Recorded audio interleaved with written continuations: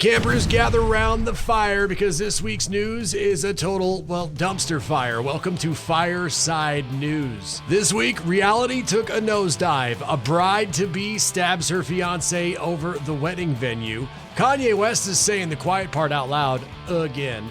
A guy got banned from Walmart, and so he went and stole from, Walmart. Pet owners are freaking out because their microchips stopped working. The government just killed the penny.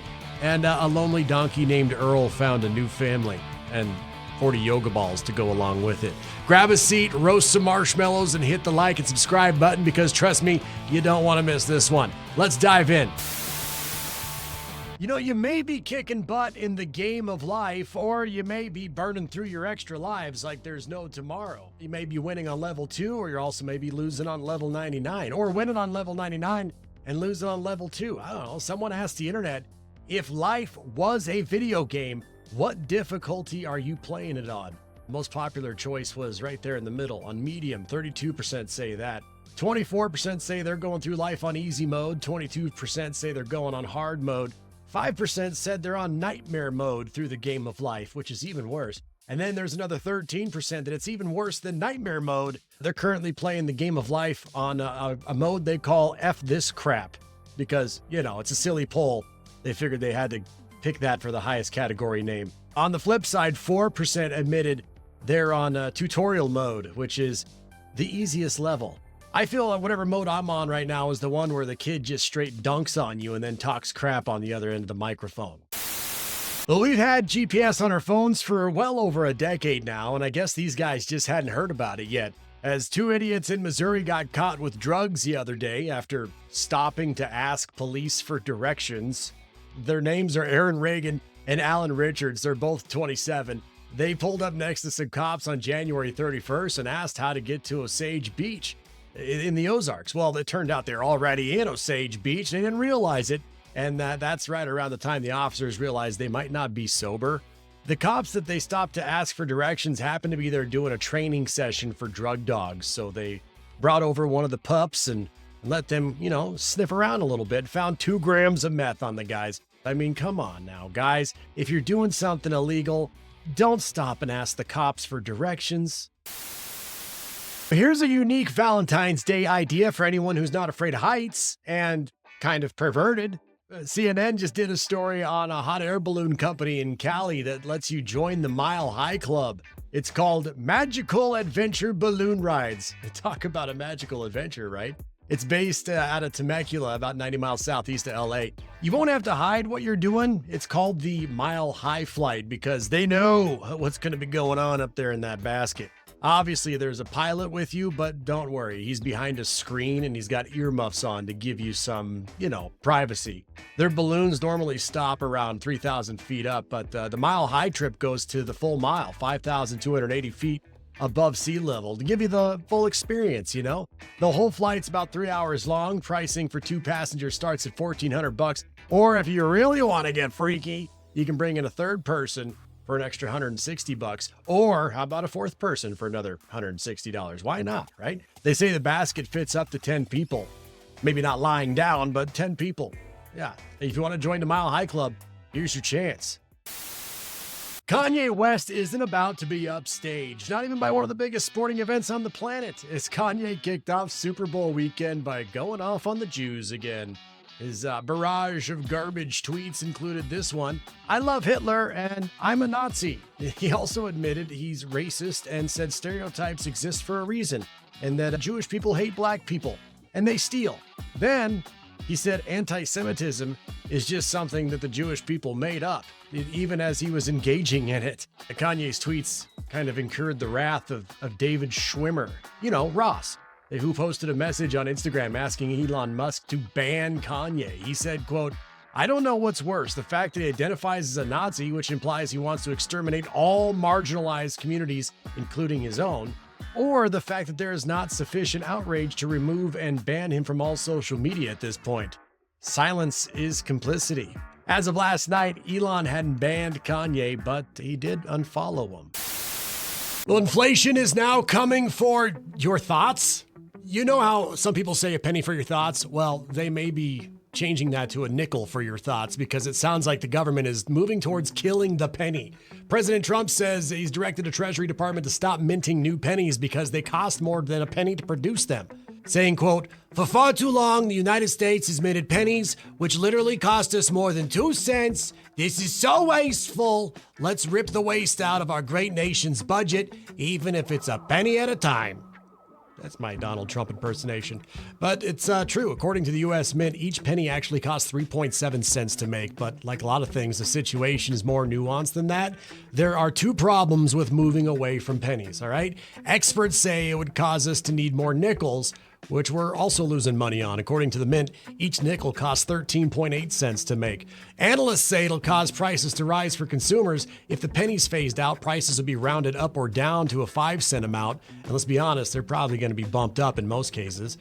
Canada stopped minting 1-cent coins in 2012, and in 2018, an economic analysis found the Canadians paid about $3.27 million more at grocery stores each year due to the prices being rounded higher after the change. Now, that said, there's also problems with the alternatives, pushing toward a cashless society and continuing with the status quo.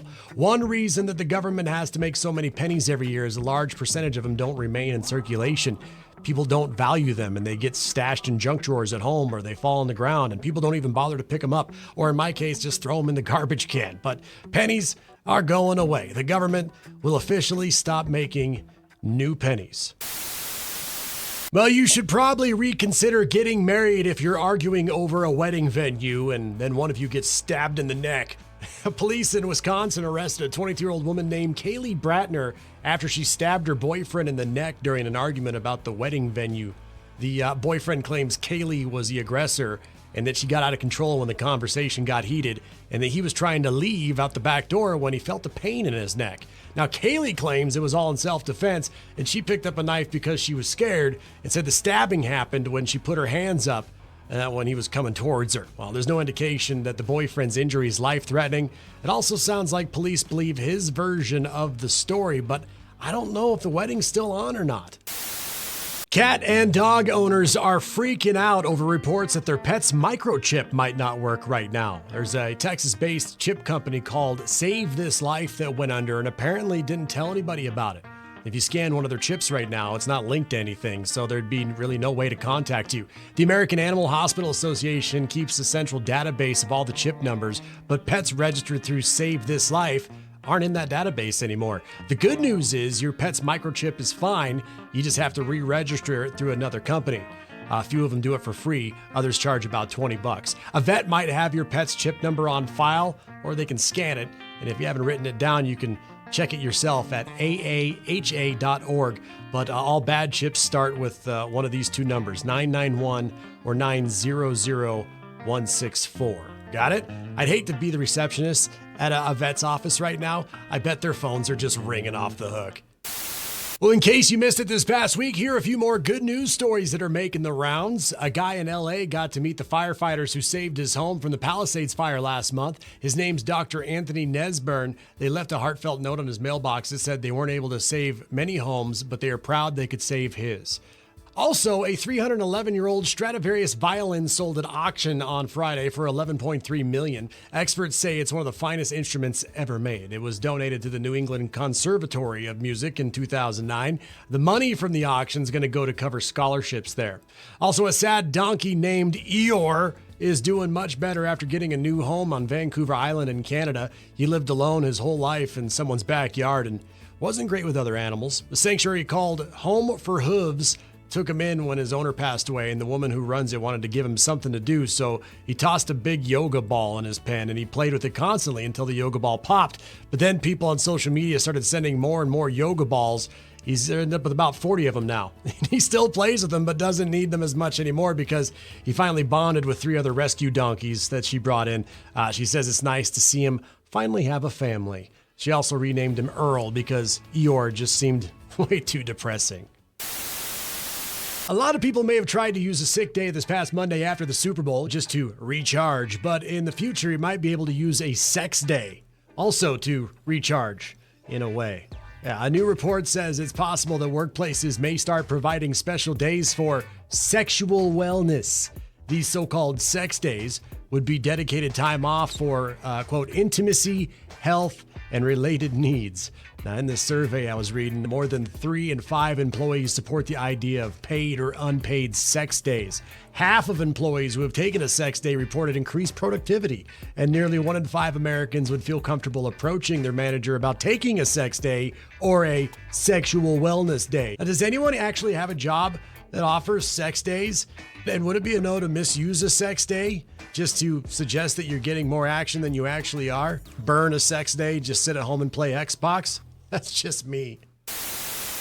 If you spilled garlic sauce all over you, would you consider it a bad thing and want to take a shower immediately, or would you consider it a good thing and maybe not shower for a week?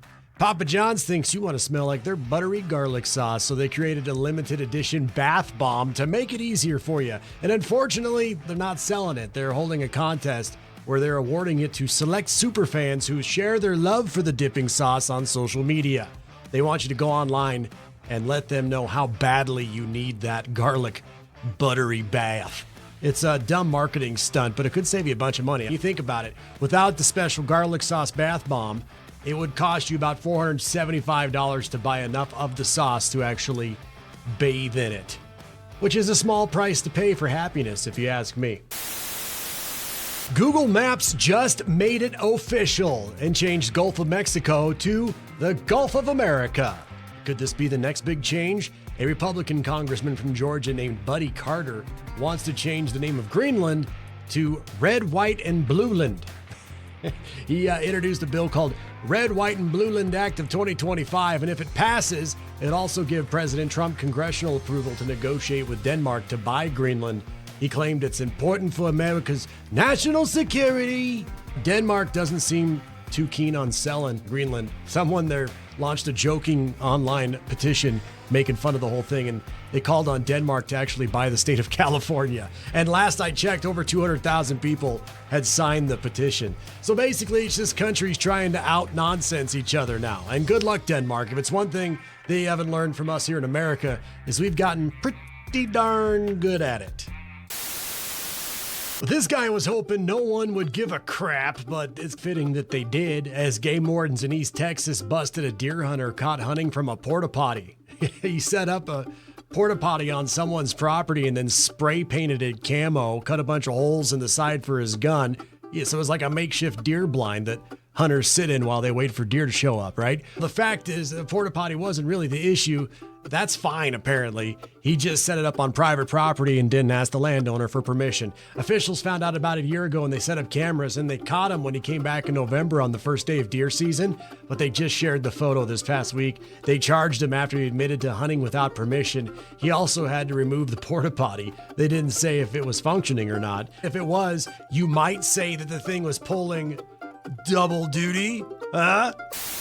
Hey adventurers, do you love the outdoors? Love staying up to date on the latest news and viral trends? Then you're in the right place. On this channel, we bring you daily trending news, wild stories, and everything you need to stay in the know. So if you're all about adventure, laughs, and staying up to date, hit the subscribe button, join the crew, and let's make every day an adventure. Go on, click it. You know you want to.